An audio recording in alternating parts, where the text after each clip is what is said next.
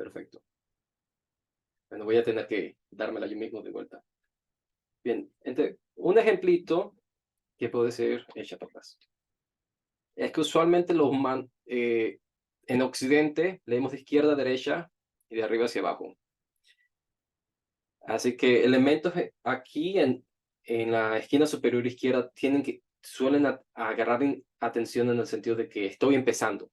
Algo aquí empieza. Elementos que van hacia el centro sí suelen robar toda la atención que tenemos y suele ser usado y todo lo demás suele ignorar cuando tenemos composiciones de este tipo. En la esquina inferior derecha suelen darle un nivel de finalidad o de peso. Y esto sí en Occidente suele ser este elemento. Al mismo tiempo tenemos el concepto de espacio negativo, que describiría como el espacio alrededor de los elementos que usamos. Y este espacio puede ser una sola imagen, varios elementos, y también pueden ser usados para sea dibujar o crear otro tipo de imagen. Como estos ejemplos por el diseñador gráfico Olly Moss, en el que el elemento en este póster a la izquierda, el elemento principal es el revólver, pero usando el espacio negativo ha creado un perfil. Al mismo tiempo a la derecha, el enfoque principal es el cráneo arriba y la figura humana hacia abajo, pero usando ese efecto de espacio negativo con lo rojo, se crea una vista de la ciudad de Nueva York. Composición, en realidad, si lo defino bien sencillo, es cómo nos movemos en la imagen. Y el artista Edgar Payne, estadounidense, escribió un libro en los años 40, donde él estudió los diferentes tipos de composición que se encontraban en pintura de paisajes. Entonces, si vemos aquí a la izquierda de estas dos imágenes, son los tipos de composición que él identificó que eran comunes a través de pinturas. Unos que usan dos elementos, uno más grande que el otro, elementos circulares, sea un lago, sea una composición que da un círculo, si se ve aquí, la S, también acá, un solo enfoque donde hay muchas líneas que salen, y por el estilo. Líneas diagonal, que usualmente, si ven pinturas de montañas, suele verse bastante que el enfoque en esa línea del corte geológico de una montaña, túneles, siluetas, patrones, así y así. Pero también podemos ver en los estudios de Edgar Payne como una sola línea, aquí en el ejemplo de la línea diagonal, puede transformarse en una imagen entera. Tal como en este ejemplo rápido que hice, una línea rápida, yo quiero que las personas viajen de arriba hacia abajo y quizás un poquito onduleo ahí, un baile, quiero. Después usaría una composición a color y después la maquetación. Y aquí es donde creo que se explica mejor la idea de maquetación, en el que ahora tengo los elementos que quiero. Tum, tum, tum, tum. Yo suelo diseñar a través de ritmos, así que quizás vengan por ahí. Perfecto. Color. Lo chévere. Es luz, es partículas, es cultura, es emoción y es mucho más. Entonces, hay tres términos que se hablan en diseño sobre color. Estamos hablando de tono, saturación, valor o brillo. Tono es el color, sea rojo, amarillo, verde. Eso es lo que se conoce como el tono. En inglés sería hue, H-U-E. Saturación es qué tanto del color tenemos. Si estuviéramos trabajando con pinturas y pigmentos, qué tanto de un pigmento hay. Entonces se ve aquí, digamos, el tono aquí es el fuchsia y la saturación es qué tanto el color hay, qué tan poco. Valor brillo es simplemente negro y blanco, qué tanta luz hay. Y es más un término que se controla más en arte digital, sea Photoshop o cualquier otro software. Iba a hablar mucho más sobre todos los colores, de principios de teoría del color básico, pero me imaginé que muchas personas saben que es un color primario, que es un color secundario. Dentro de lo que sería el diseño de posters, usualmente se trabaja con, digamos, atajos, y uno es colores complementarios, que lo más sencillo es si tenemos Una rueda de color suelen ser los colores al opuesto de un cono imaginario que creamos. Digamos, si tenemos un póster que el color principal es un amarillo, cualquier color del otro lado de la rueda se vuelve complementario, en el que es mucho más agradable a la vista y los contrastes pueden ayudarnos a guiar la atención de las personas. Podemos un ejemplo más en vivo más adelante. Entonces, estas son unas composiciones de color bien rápidas que hice, que es como usando simplemente color podemos crear formas, espacios negativos, puntos de interés, puntos de enfoque. Aquí a la derecha, por ejemplo, todos estos verdes son el mismo tono, el mismo color, color a diferentes niveles de saturación. Esos detalles ahí se ven. Bien, siguiente, tipografía. También conocida como dolor. Más que nada, personalmente, la tipografía suele ser difícil de manejar porque las reglas que existen son más como, ¿se ve bien? Bien, ¿se ve bien o se entiende? Listo. Pero sí hay ciertos términos que quizás hayan encontrado, como la fuente serif y la fuente sans serif o sin serif. Y esto simplemente significa que las fuentes serif tienen esas curvitas bonitas como si fueran de papiro, y las sans serif no lo tienen, como estos ejemplos aquí. Entonces, y aquí es donde empiezan a ver que estas tipografías dan diferentes sensaciones, y también evocan el uso que ya han hecho. Todos tenemos un lenguaje visual al que estamos acostumbrados, y las fuentes nos van a comunicar esa idea. Estos detalles a la izquierda, que son serif, suelen ser más usados como para libros, escritos importantes. Suelen tener esta sensación de, como algo de los 1900, 1800. Mientras tanto, las sans serif son más redondas, pueden ser más jocosas, una sensación más de juego. Una muy famosa es Comic Sans, aquí en el medio. Y a veces pueden ser hasta más legibles, dependiendo de la audiencia y su implementación. Jerarquía de texto. Ya que tenemos composición, maquetación, en texto es algo que he notado que es como difícil de entender, pero todo el mundo lo entiende, pero no lo entiende tácitamente. Es cómo creamos subordinación y categorización de espacio y de qué categoría estamos hablando. Por ejemplo, este póster diseñado por Alexandra Dolezal, a mí me gusta bastante por su uso de color, su uso de creatividad para poner mucha información en un espacio muy chiquito. Pero yo lo criticaría un poco porque cierto texto es difícil de leer, sobre todo si estamos hablando de personas con ciertas discapacidades de visión. Este título no es legible para nada, pero eso es otra conversación.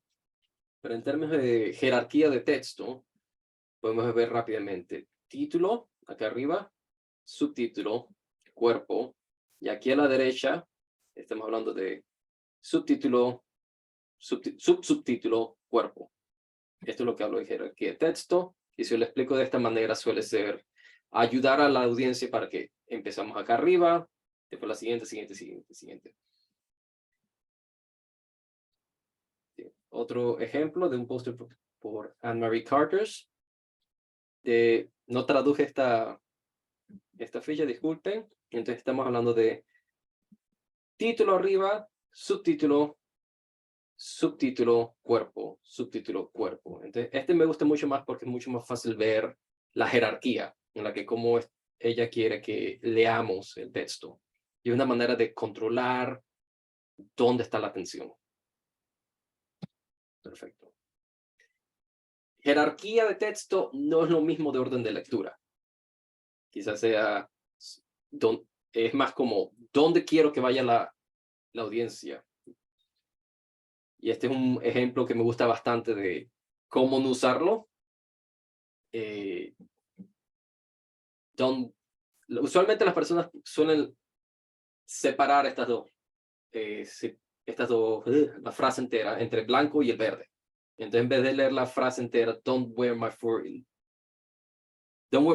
it looks pretty on me. Todas las personas que le muestran esta imagen, leen primero a la izquierda lo blanco, don't wear pretty on me, no uses lo bonito en mí, y my fur, it looks. Y es la separación que se crea simplemente con colores. El orden de lectura está roto. Entonces, si regresamos a este póster, yo diría que el orden de lectura suele ser, empezamos aquí siempre empezamos esquina superior izquierda, pero podemos ver, oh, esto es una ilustración, creo que puedo ignorarla, quiero ir al título primero. Se lee el título, subtítulo, izquierda a derecha. La gente puede leer hacia abajo, suben, bajan toda esta esquina, quedan en esta imagen, opa, que si no lo pueden ver, ahí dice número 3, eso sugiere que hay un número 1, cogemos hasta la izquierda y empezamos a leer 1, 2, 3. Aquí es donde se pone un poco ilegible, en el que no sabemos si estos post-it notes involucran todos estos papeles aquí abajo, o si se lee 1, 2, 3 y después bajamos. Ahí es donde empieza a perderse un poco ese orden de lectura. Y sería algo hipócrita de mí si no critico mi propio trabajo.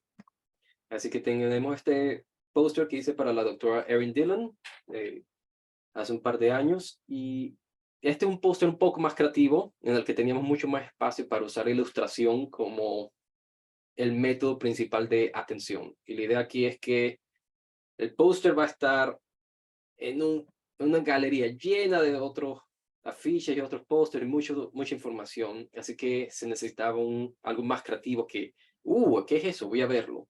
Y también que había espacio a que la doctora Dillon iba a estar al lado del póster para hablar de su paper, y también que había otros puntos de contacto para que ella les pudiera dar información, sea por correo o un sitio web. Pero al mismo tiempo, si en necesidad de orden de lectura, yo diría, estos números 1, 2, 3, 4, 5 refieren no tanto al orden de cómo quiero que se lea la información, sino al orden de referencia en la ilustración.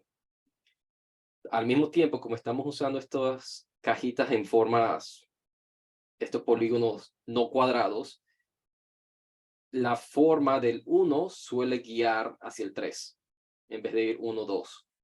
Entonces cae 1, 2, 3, 4, 5, y se pierde un poquito. Aquí no es el problema no es grande porque es más sobre dónde está la información en el póster en sí que en qué orden se lee. Pero ahí podemos ver cómo incluso con este tipo de dirección es fácil que la audiencia siga su propio ritmo. Entonces, para resumir, jerarquía de texto es el orden de importancia.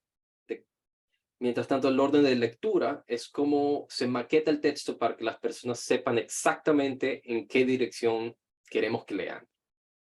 Y podemos jugar con esos términos y esa forma cuando diseñamos posters. Algo que descubrí que es útil para muchas personas es los tamaños de fuentes cuando estamos hablando de impresión, que yo usualmente no trabajo mucho con el lado de impresión. Mi sugerencia es que siempre hablen con quien está haciendo ese trabajo. Pero si estamos hablando de tamaños de papel internacional, los tamaños A, los títulos los queremos a 35 puntos, subtítulos a 20 puntos, cuerpo a 16 si estamos hablando A2. Yo voy a compartir esta presentación después, así que pueden tenerlo de referencia más tarde. Y vamos. Pero estos principios, estas ideas de diseño, que esto es una introducción de mucha más profundidad, todo depende del mensaje que queremos comunicar, a quién le estamos comunicando y dónde será visto. Y todas estas cosas afectan cómo queramos diseñar un afiche. Así que, ¿preguntas?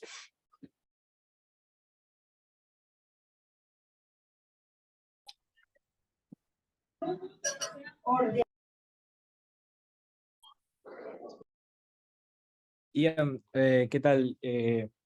Una consulta. ¿Qué programa tú recomiendas utilizar para hacer este tipo de trabajos? Normalmente uno utiliza siempre, por ejemplo, en mi caso, PowerPoint, que es lo que tengo a mano. Ujú. Pero ¿qué otro software o programa tú recomiendas?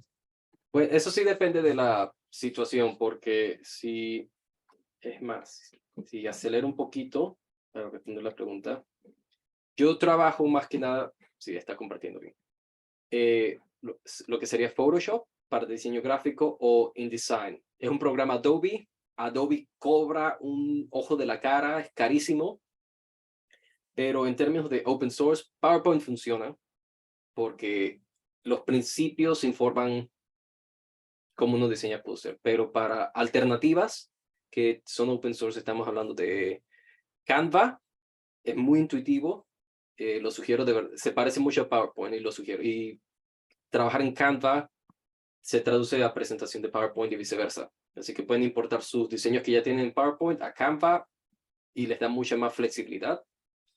Tenemos software como Krita, que es un software de dibujo más parecido a Photoshop, donde pueden crear sus propias imágenes. Voy a poner los nombres en el chat. Canva, Krita, tenemos uno llamado Inkscape. Yo no lo he manejado mucho, pero es una vectora, es como una alternativa a Illustrator. Y a ver qué otro. Krita y GIMP, que es un editor de imágenes, es como un Photoshop a dieta. Esos sí son los que se me ocurren por ahora.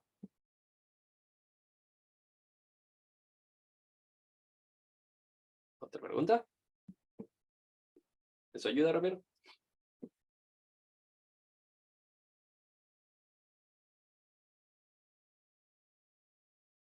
Ok. Bien. La siguiente sección es algo que todavía estoy intentando descubrir cómo comunicar un poco mejor. Y muchas gracias a Yadixa del Valle por prestarme su afiche científico para esta sección. Entonces, el último taller que di, yo intenté diseñar un póster desde cero. O sea, que tenía la información en un documento Word y empecé a copiar y pegar en Photoshop y nos dimos cuenta que eso es un poco aburrido porque de verdad el proceso de diseñar un póster, una ficha científica que tiene tanta densidad de información. Eh, Dame un segundo, Emilio, y respondo tu pregunta. Sí. Empezamos a chocar. Entonces, en vez de mostrarles cómo lo hago, le pedí prestado esta ficha a Yaditza. Entonces, este es el original que ella me dio. Yaditza, ¿esto lo hiciste en PowerPoint? Sí, Perfecto, PowerPoint. Entonces, podemos ver, es excelente.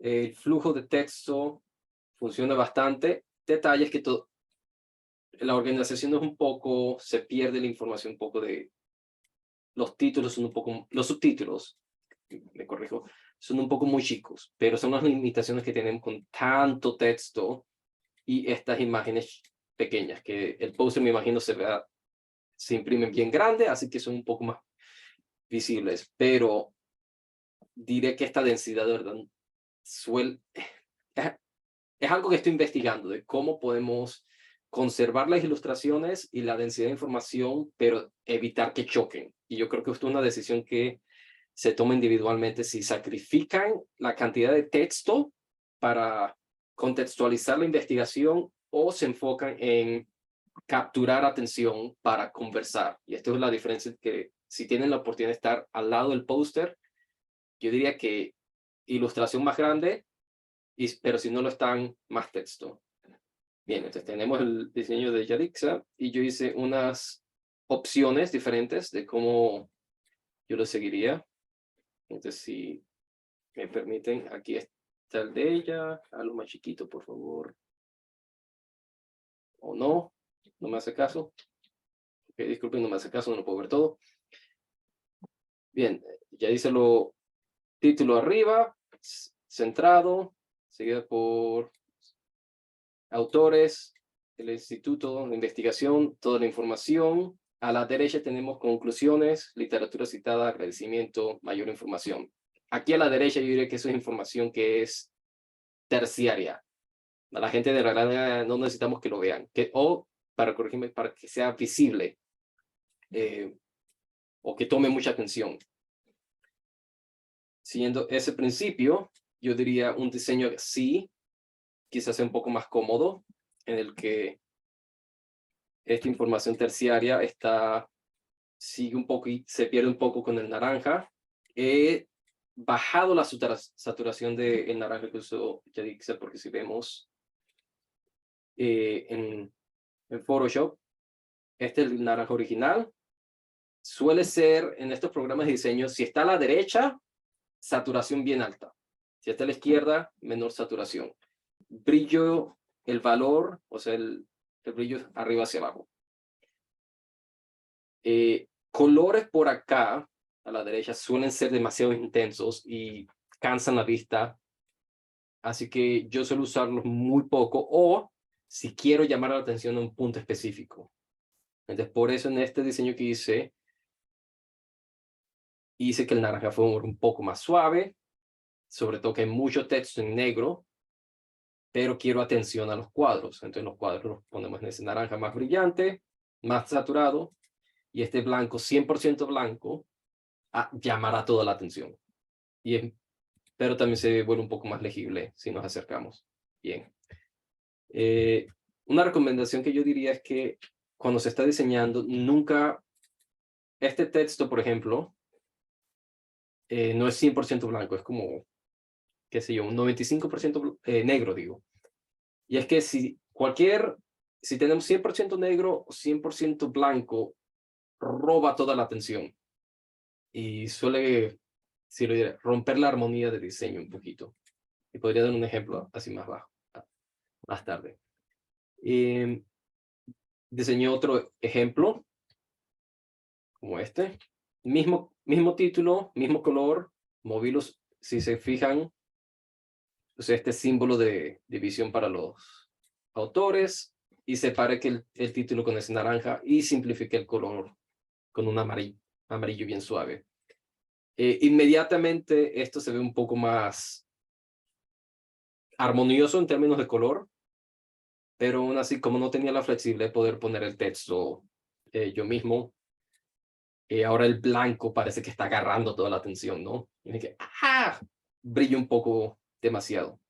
Pero también puede jugar con la organización de información un poco más para expandir el espacio.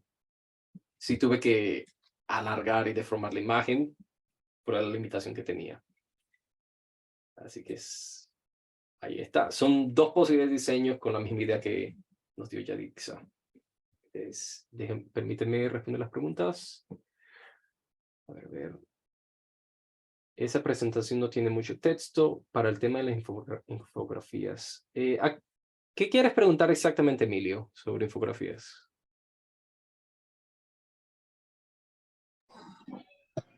Hola, Ian, ¿cómo estás? ¿Me escuchas? Sí, perfecto, gracias.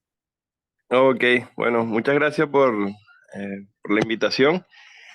Lo que quiero decir con mucho texto es que en la infografía o en el póster veo que hay mucho texto y considero, a mi parecer, que a veces es mejor mostrar como detalles puntuales como en la información, para que y creo que también va mucho como en el público objetivo, porque si de pronto es para no sé, una ponencia científica, es mucho más, de pronto requiere más de información, pero si es algo más concreto para un público como menos científico, creo que tanto texto los aburrirá, a mi consideración. Sí, Entonces, la pregunta está, ¿cómo uno hace para reducir como la información necesaria para mostrar una infografía en un contexto científico? sí, eso es algo que voy a dejar de compartir pantalla. Creo que se ha vuelto más una conversación. Es algo que todavía estoy investigando desde el punto de vista de diseño, porque es el contexto y las limitaciones que tienen esta práctica de póster científico, ¿verdad? Que es desde un punto de vista de lo que atrae, de lo que queremos ver. Como lo dijiste, mientras más puntual, mientras el tema es más enfocado, mejor, ¿verdad? Todos hemos visto afiches que queremos ver, con los que queremos trabajar. Pero esta limitación que tiene que ser todo el paper, esencialmente en la presentación, digo yo que es una limitación puesta encima de la industria científica. No sé por qué en realidad. Entonces, lo que está trabajando con colegas es que si se tiene la posibilidad de estar presente y conversar sobre la investigación, no se necesita esa cantidad de texto. Pueden corregirme, es algo que asumo. Pero sí, las infografías suelen ser más sobre hacer que la información sea mucho más amigable, podemos acercarnos si no somos expertos en el tema o si solo sabemos un poquito. Y son momentos de contacto. A ver, ¿eso ayuda, Emilio? Sí, sí, es que igual como que siempre he querido tratar de mejorar esa parte. El texto, eh, porque siento que escribo mucho Ujú, y cada vez que presento un póster es mucho, mucho texto y trato como de buscar las palabras adecuadas para simplificar un poco más la información sin que se pierda el rigor científico, ¿ya? exacto. Sobre todo cuando voy a congresos especializados. Ujú, Por ejemplo, yo trabajo con insectos, entonces, claro, la gente quiere ver como, bueno, ¿y qué estás haciendo? ¿Cómo lo hiciste? ¿Cuál fue tu hipótesis? ¿El objetivo? Todo esto, mucha información, entonces quiero aprender a simplificar esa parte. Y aparte lo visible, porque eso también juega mucho. Hay póster que impactan más por por una forma, no sé, suelen ser sencillos, pero yo sé que detrás de esa sencillez hay un trabajo muy, muy fuerte de diseño, ujú. ¿ya? Entonces a veces uno intenta buscar eso y como que no vienen las ideas para poder mostrar. Bueno, tengo unos Pero sí, ejemplos. muchas. Sí, tengo unos ejemplos que puedo Ok, dar. Discúlpeme, lo sigue. Nada, ya, adelante, adelante, ya terminé. bien. Pero primero, la siguiente pregunta. Diana dice, depende también de si tenemos posibilidad de pagar ilustraciones profesionales que engloban justo la información que necesitamos y sirva de complemento al texto corto.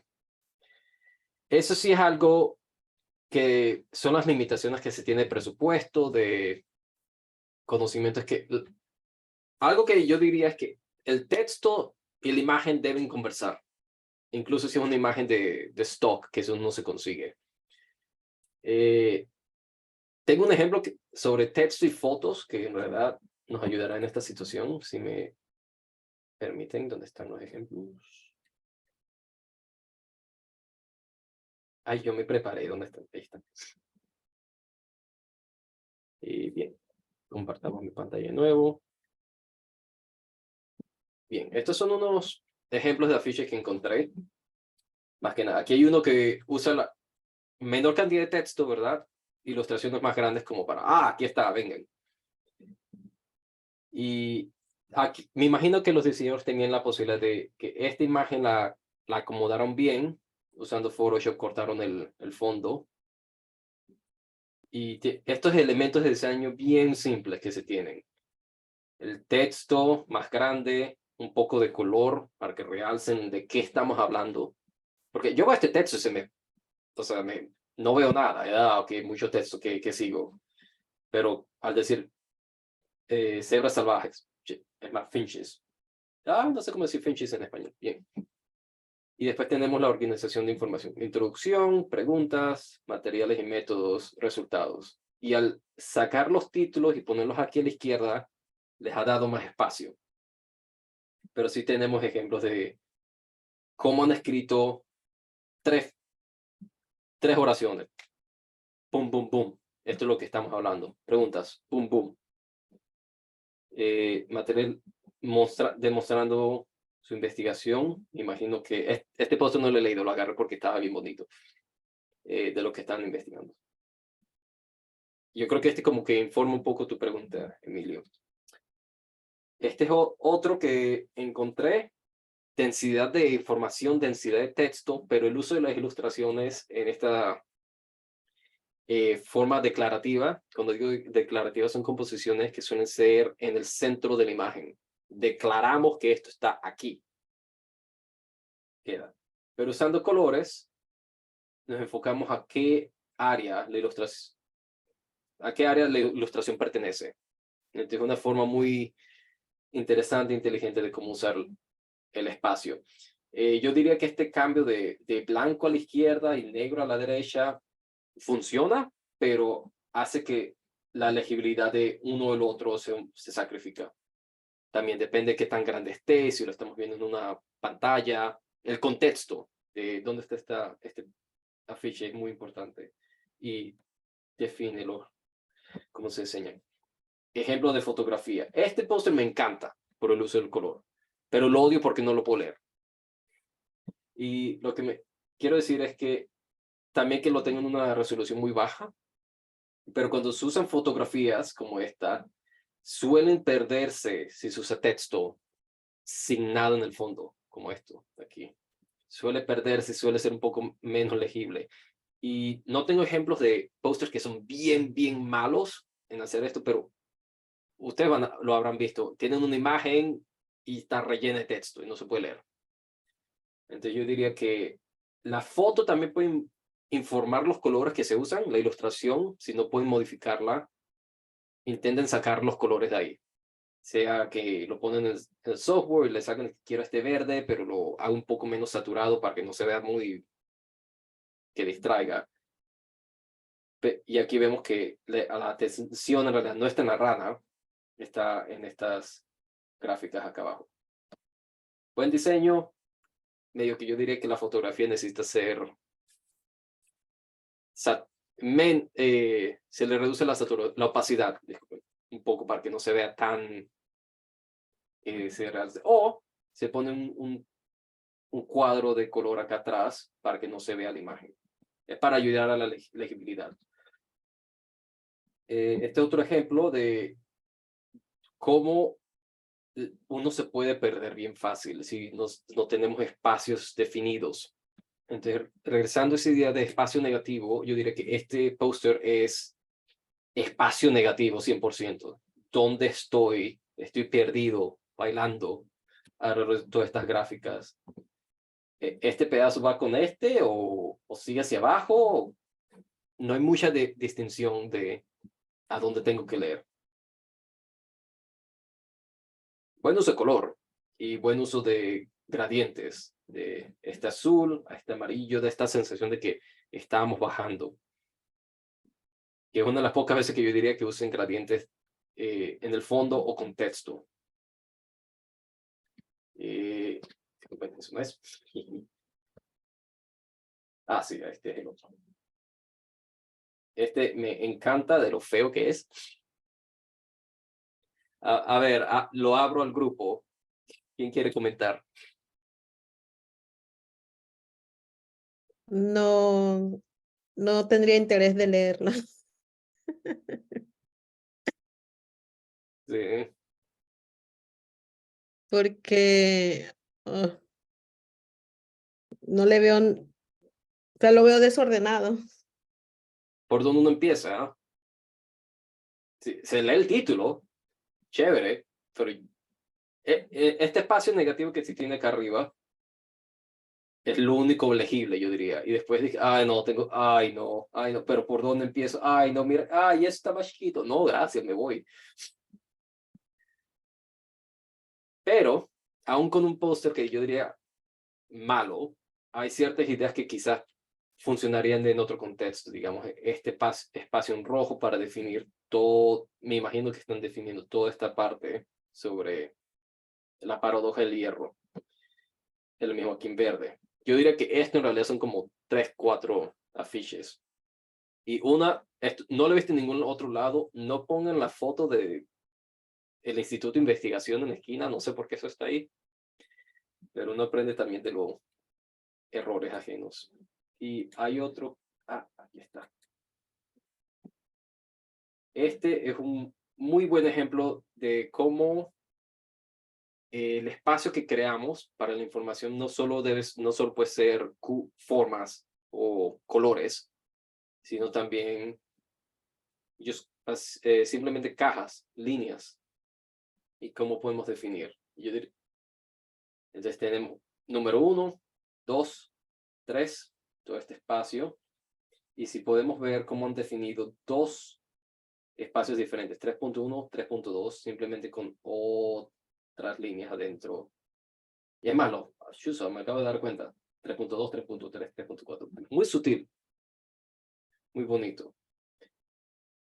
Y también todo lo que es referencias y agradecimientos, un poco más chico, porque en realidad es información que debe estar ahí, pero no es necesaria. Entonces podemos reducirla en tamaño para darnos un poco más de espacio para jugar. También noten que hay una cantidad de espacio decente entre cada sección. Y esto visualmente nos ayuda a diferenciar que en realidad son tres cosas que debemos leer, excluyendo el texto. Y este es similar, pero el orden de lectura no existe, excepto que podemos empezar izquierda, derecha, pero seguimos por acá y regresamos hacia por abajo y nos enfocamos en el centro y después vamos hacia objetivos. ¿Cómo se lee esto? No se sabe. Pero algo que enfoco es, si estamos usando formas no cuadradas, no rectangulares para el texto, el texto siempre debe seguir la forma en la que está. Lo hace mucho más cómodo en lectura. Y me pueden investigar un poco más sobre ese concepto. No creo que tenga otro ejemplo a mano ahorita sobre eso. Y para culminar los ejemplos tengo este, que es uno de mis favoritos. ¿Quién ha visto un póster así en alguna conferencia?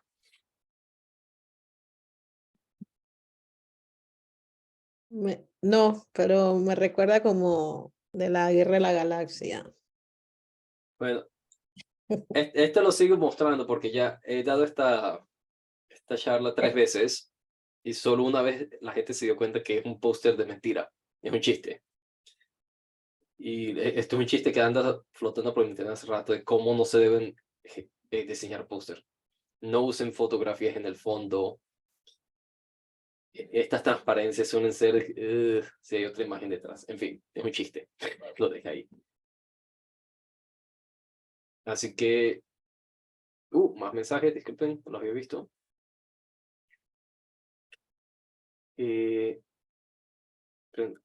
¿Hay algún comentario, consejo, bibliografía sobre fabricación de alertas o warnings?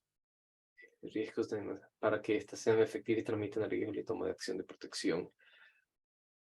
Ay, mira, ¿puedes hacer esta pregunta, Jocelyn?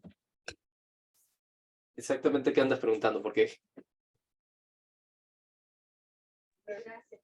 Hola, solo me refería a si hay, no sé, porque yo sé que hay bibliografía y hay investigaciones acerca de cuál es la mejor manera de warnings para múltiples cosas. Pueden ser ya sean tornados, landslides o también terremotos y todo eso.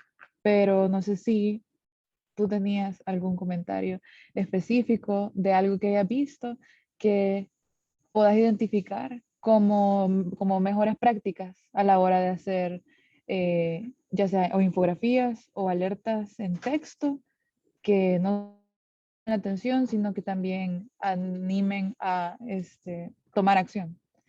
Pues, o si se conocía de alguna investigación o algo parecido que se pudiera leer. Mira, te miento si digo que sé, porque brillante, nunca se me había ocurrido esa esquina del diseño. Sí sé que en términos de este tipo de material hay que considerar accesibilidad. ¿Qué tal si la persona no es vidente, no puede ver bien? Entonces, desde esos principios se consideran contraste de color y la forma, más que nada. Entonces, si es algo que se ve de refilón o de que estoy pasando, estoy corriendo y solo lo voy a ver, humanos solemos reconocer formas antes que detalle. Entonces, sería como lo más profesional que te puedo decir. Ahora me toca investigar porque estoy interesado, así que voy a anotarlo. Gracias. Y si descubro cualquier cosa, lo paso. Voy a anotarlo aquí.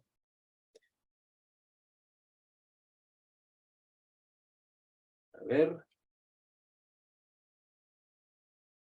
Diana, sí, yo diría que un código QR funcionaría mucho mejor para bibliografía y para ver, básicamente decirle a las personas, hey, si quieres aprender más, ve acá. Y eso también puede ser una oportunidad de, si tienen un sitio web donde está toda su investigación, de que las personas interesadas descubran más sobre su trabajo. Un detalle con códigos QR es que también pueden abrir temas de pobreza digital, en el que quizás no hay internet, quizás no hay data, quizás el individuo no tiene acceso a un celular que pueda correr un código QR. Es raro, pero sucede, y también hay gente que simplemente se rehúsa a usarlos. Yo suelo verlos como, ay, pero lo pudiste imprimir, yo no quiero usar mi celular. Pero sí.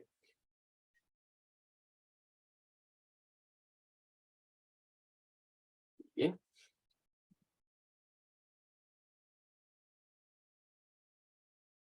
Bien. ¿Alguna otra pregunta? ¿Comentario? ¿Sugerencia? ¿Crítica? Bueno, en mi caso con el póster, tenía que estar al lado del póster. Cada vez que pasaban, bueno, me sigue alguien que quería saber sobre mi proyecto, tenía que explicarle todo el póster. Y que bueno, para eso me hubiera quedado yo misma explicando todo. Pero bueno, muy bien, muy bien. Me gustó mucho esa experiencia porque es mi segunda vez que hago un póster. Y la verdad es que quería resaltar más el trabajo de la cerámica, por eso utilicé ese color de la cerámica. Entonces, la información es novedosa y, y entonces quería que todos supieran que se estaba haciendo ese tipo de investigación con la cerámica, que es con las huellas digitales que están impresas en la cerámica, y había información y también que en ese momento solamente yo iba a presentar el trabajo en laboratorio, ¿no? Del análisis de cerámica. Entonces, el doctor Richard me dice, ya Dixa, presenta el trabajo que hiciste en campo. Y yo que, más, él que sí, eso está interesante. Y yo que ahora cómo hago, no va a alcanzar. Y entonces por eso se ve muy tupidito, así como muy en esquinita me veo así como utilizando lo que hacía falta, porque añadí lo que, bueno, no es dentro del proyecto, pero bueno, se hizo parte del proyecto después, que era el trabajo que hice en campo, con las mujeres, en la cerámica. Y entonces, bueno, por eso es que se ve como demasiada información. Y Una bueno, pregunta, Yadix. ajá, En términos de este diseño, sabiendo que va a estar presente, el póster se volvió como, déjame, se me olvidó este pedazo, déjame ver la referencia que escribí aquí enfrente mío. ¿Fue ese caso? ¿cómo? Que el póster en sí lo usaste como para recordar de qué tenías que decir, como una Sí, referencia propia. sí, me hacían preguntas también que no estaban dentro del póster, y claro, eso también me ayudó bastante porque tenía más información, entonces no quería separarme del póster. Daban el receso para ir a comer, para ir a tomar, para conversar con otros, para ir a hacer tu propia, a ver otros póster, pero como uno sabe que es su proyecto y quiere hablar de su proyecto, entonces también pensé como tener toda la información ahí para que no, después que no estaba ahí, estuvieran y que, "Ay, pero es que no entiendo esta parte". Entonces yo quería estar todo el tiempo ahí, también con el Ok. póster, por eso tenía toda esa información en una sola, apiñadita. Ujú. Esta es una idea de realidad que podemos hablar de qué es el póster, qué es el afiche, para qué es. Y hay un concepto en ilustración, en lo que sería la investigación de qué es la ilustración, de que se asume que es una imagen. En la imagen, la imagen existe, chévere. Pero en realidad se entiende como un triángulo, que se tiene un tema, la imagen y el contexto. Y una ilustración no sucede hasta que hay un encuentro con una audiencia de estos tres elementos. Un tema comunicado con una imagen en un contexto siendo conferencia. La ilustración, la iluminación sucede en ese encuentro de ideas. Entonces, si se entiende que el póster es una oportunidad de encontrar qué puede ser un póster, qué se puede poner en ello, entonces es algo que podemos empezar a investigar usando el principio de diseño, y decir, ¿sabes qué? Mi afiche va a ser 2 ilustraciones, título y un código QR. ¿Se puede? ¿No se puede? ¿Quién sabe? Estas son preguntas que podemos empezar a investigar. Así que, ¿alguna otra pregunta indagante? Yo tengo una pregunta para Yadis. Para Yadi. Sí, dígame. Eh, ahora como, bueno, ahora que entiendo ese contexto de que es una ilustración que se forma por 3 triángulos, el tema, la figura y el contexto, ¿podrías replantear un poco más tu póster que lo presentaste al congreso, al evento? O sea, ¿qué le colocarías o qué le quitarías o qué rediseños harías? Bueno, Ah, ahora yo le quitaría esta parte grande que le puse, que sería el logo del Estrade. El logo, los agradecimientos, o sea, lo disminuiría tanto, igual las referencias. Y claro, no, o sea, como mi objetivo es más sobre las huellas dactilares, ya esta parte etnográfica lo eliminaría y me concentraría más en el trabajo de análisis de las cerámicas. Y así yo creo que sí se puede como respirar más, mi póster puede respirar más. Y cambiarle, claro, el diseño del color. Sí, sí, haría unos cambios bastante, la verdad es que sí. ok, o sea que podrías llevar tu póster como al que mostró Ian en en la primera del pajarito o donde estaba el anfibio. A ese punto. El del pajarito está más claro porque el del anfibio están las letras muy pequeñas y entonces se ve más como el anfibio. O sea, uno sabe que es un tema, creo yo que es el tema del anfibio, pero sí sería como más del pajarito, ser puntual, así más claro, con colores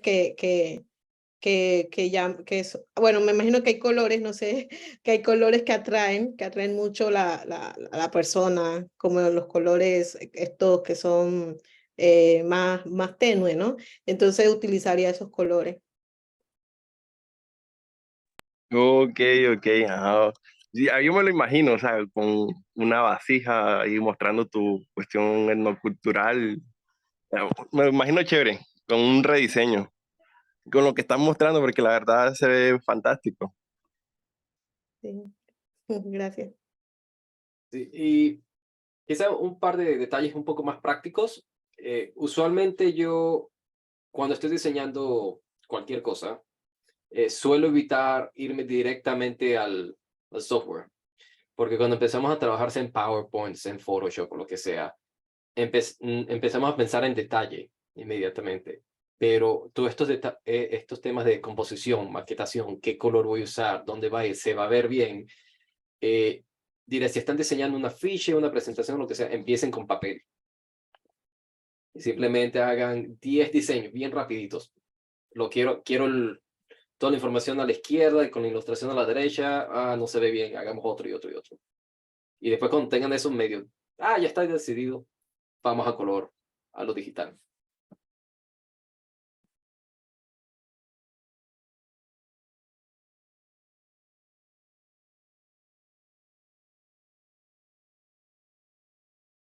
Creo que sería todo. Y no se tiene más preguntas. Y asumo que el silencio es positivo. No tengo pregunta. Perfecto. Y sí, muchas gracias por ser mis conejillos de Indias para este taller. Es algo que quiero modificar, mejorar, hacerlo mucho más útil para investigadores a todos los niveles, en todos los contextos que pueda.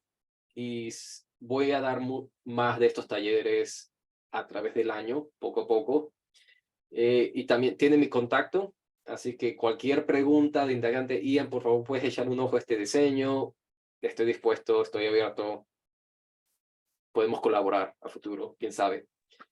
Y sí, todas las personas que nos dieron sus detalles, vamos a agregarlas a un newsletter, mailing list, para que puedan recibir mensajes de lo que estamos haciendo en términos de comunicación científica o otros talleres o presentaciones Y un proyecto que tengo es de conectar más artistas y científicos para investigar estas cositas y crear el mejor póster del mundo. Uaja. Pero sí. Bueno, muchísimas gracias. Gracias a todos de todos lados. Y que tengan buenas tardes, buenas noches, buenas mañanas, donde sea que estén. Gracias. Sí, como empecé a grabar tarde, voy a tener que capaz grabar esto por mi cuenta, pero deberían recibir el video en, qué sé yo, como 1 o 2 semanas. Tengo una conferencia pronto, pero si me pueden enviar un correo diciendo quiero el video, por favor, me ayudaría bastante. Así que, ok, perfecto, déjame copiar eso. Yo no sé qué se me pierda. Y listo. Ay, Diana. Ah. Diana, compárteme tu correo si es lo que me estás diciendo. Ahí está, listo, gracias. Perfecto. Y listo.